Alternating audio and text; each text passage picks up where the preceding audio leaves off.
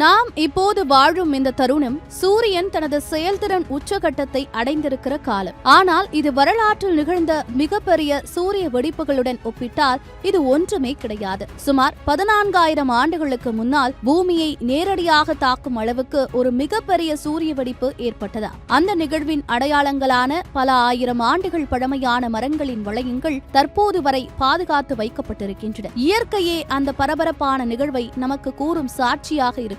இது இப்படி இருக்க, ஜப்பானிய விஞ்ஞானி ஃபுசாமியாக்கே 2012 மர வளையங்களை ஆராயும் போது கிபி 774 ஒரு வருடத்தில் கார்பன் 14 திடீரென அதிகரித்ததை கண்டுபிடித்தார். இது பூமி மீது மோதிய ஒரு அசுர சக்தி வாய்ந்த சூரிய வெடிப்பின் சாட்சியம் என கூறப்படுகிறது. இந்த நிகழ்வுகள் மியாக்கே நிகழ்வுகள் என அழைக்கப்படுகின்றன. இது வரலாற்றில் கடந்த 15,000 ஆண்டுகளில் 7 முறை நடந்திருக்கிறது. ஒவ்வொரு மியாக்கே நிகழ்வும் 1859 நடந்த கேரிங்டன் சூரிய புயலை விட 10 மடங்கு சக்தி வாய்ந்தது. இன்றைய நவீன உலகத்தில் இது போன்ற ஒரு வெடிப்பு மீண்டும் நிகழ்ந்தால் செயற்கைக்கோள்கள் அழிந்துவிடும், GPS இணையம் முடங்கும், விமானங்கள் திசை தெரியாமல் தவிக்கும், அணுமின் நிலையங்களின் பாதுகாப்பு முறைகள் செயலிழந்து போகும். நமக்கு எச்சரிக்கை நேரம் வெறும் 8 நிமிடம்தான். ஆனால் ஒரு விஷயம் மட்டும் உறுதி, அடுத்த மியாக்கே நிகழ்வு எப்போது வரப்போகிறது என்பதை கூற முடியாது. அப்படி மட்டும் நடந்தால் இந்த பாதிப்பிலிருந்து நாம் மீள குறைந்தது 30 முதல் 40 ஆண்டுகள் வரை